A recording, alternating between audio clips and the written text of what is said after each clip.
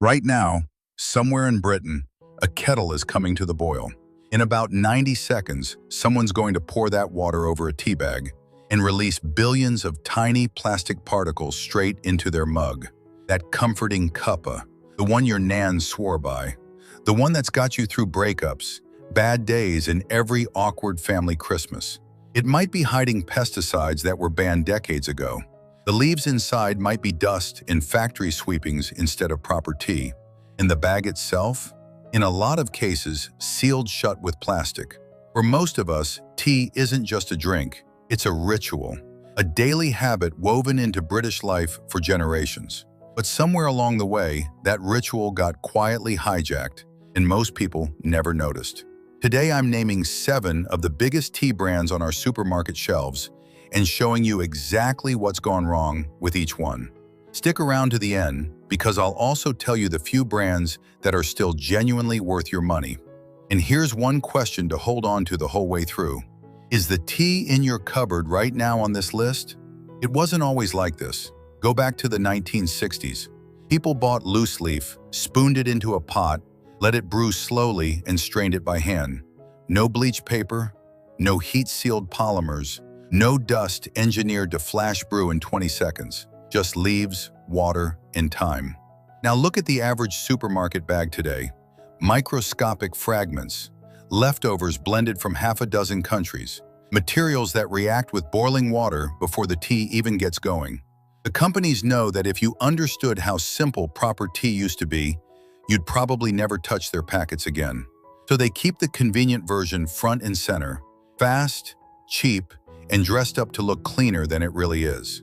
Quick favor before we start. If this opens your eyes to what's in your kitchen, give it a like and subscribe.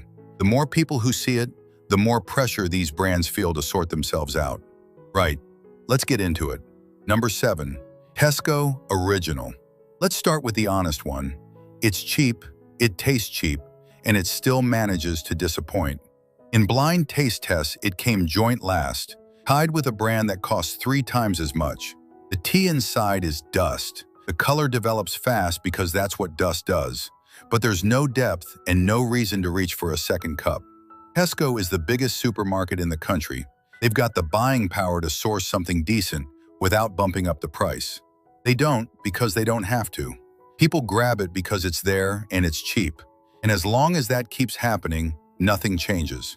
At least it's honest about what it is, which is more than some on this list. Number 6, Typhoo, a brand your grandparents grew up with, and a proper cautionary tale. Over recent years, Typhoo's been passed between owners like a parcel at a kid's party, changing hands again and again. Each new owner promised a fresh start. Each one quietly shifted the focus from tea to cutting costs. The most recent owner is best known for selling disposable vapes. Let that sink in.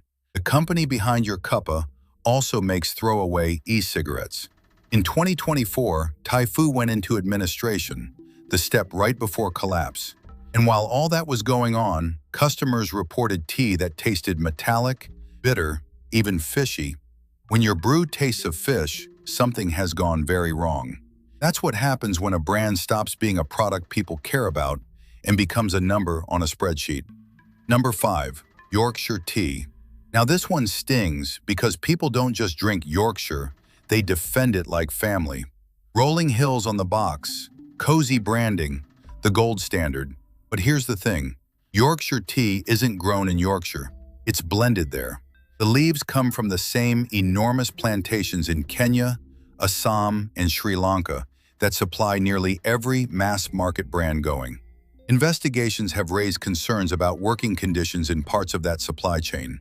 Low pay, long hours, and exposure to chemicals. And in 2020, reports emerged about a Malawian supplier linked to the brand facing serious human rights allegations.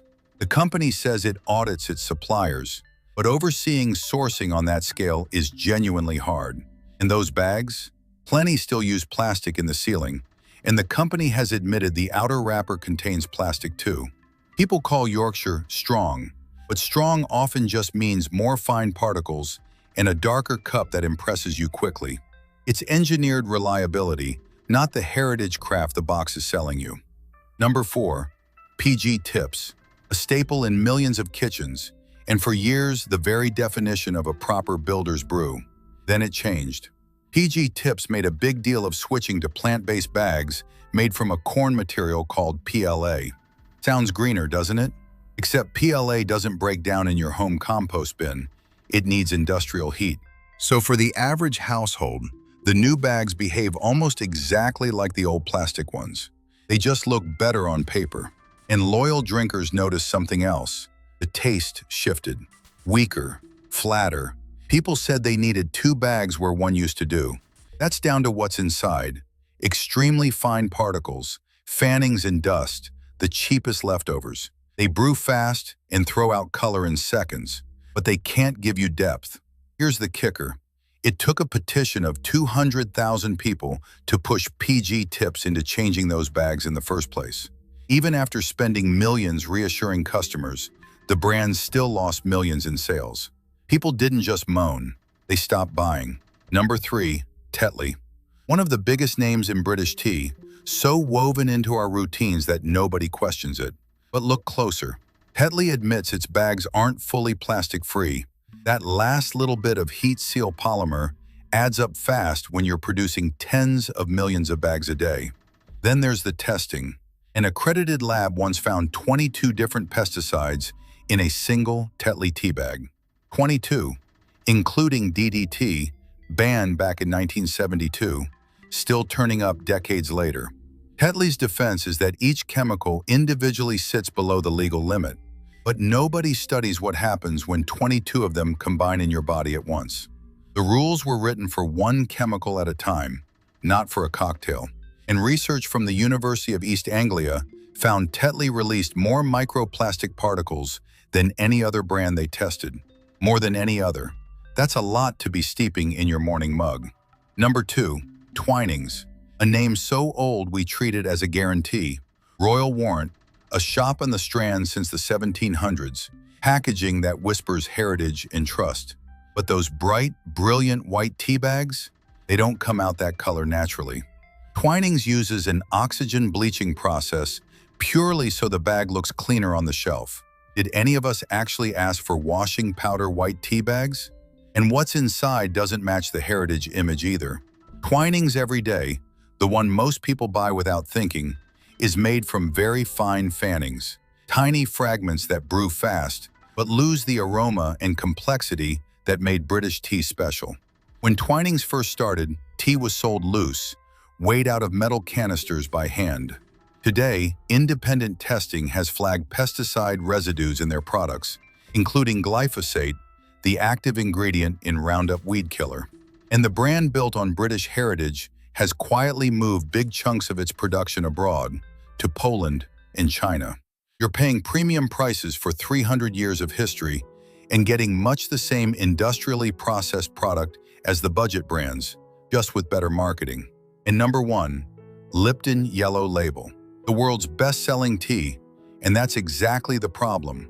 Lipton's everywhere, every supermarket, every petrol station, every hotel kettle from London to Lagos.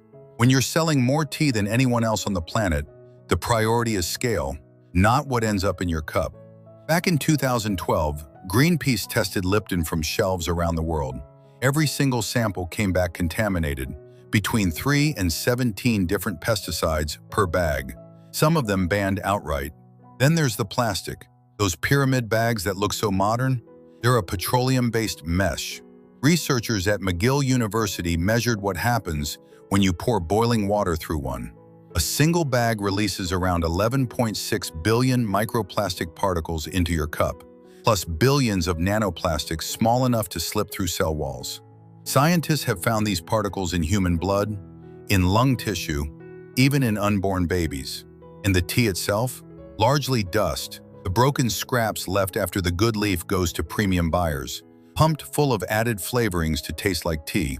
When Greenpeace exposed all this, Lipton's owners said it would improve. That was over a decade ago. Independent tests still find pesticide residues today. The press release worked. The tea didn't change. So what should you actually be drinking? Here's the good news. There are brands doing it properly. Clipper is the easy switch. Fair trade, organic, unbleached bags with no plastic, and proper whole leaf instead of dust. Brew it next to PG Tips and the difference hits you straight away. Hampstead Tea is the one for the truly conscientious. Top rated by Ethical Consumer, certified organic, fully traceable, with published test results. Harder to find, mostly health shops and online, but worth it. Hookah is genuinely plastic-free. University of East Anglia research found it released 0 microplastics. One caveat, it's now owned by the same company as Lipton, and some drinkers reckon it isn't quite what it was, so keep an eye on that. And here's a twist. In those blind taste tests, Asda's own brand Everyday Tea actually beat Twinings, PG Tips, and Yorkshire. The cheapest option outscored the lot, though drinkers report the bag splitting far too often, so half the box can end up in the bin. But the ultimate option costs about the same and beats all of them. Loose leaf. The way your gran did it. Warm the pot, a teaspoon per cup, pour the boiling water, let it steep 3 to 5 minutes, strain, done. No bags, no plastic, no dust, no microplastics, just tea that actually tastes like tea. So there you go. 7 of Britain's biggest tea brands and what's really going on behind the branding. Go and check your cupboard right now. If you spot one of these names, have a proper think about what you're pouring into your mug every morning. Your cuppa should be comfort, not contamination. If this was useful, hit like and subscribe, and tell me in the comments which everyday food you want me to dig into next. Until then, read the labels and look after yourself.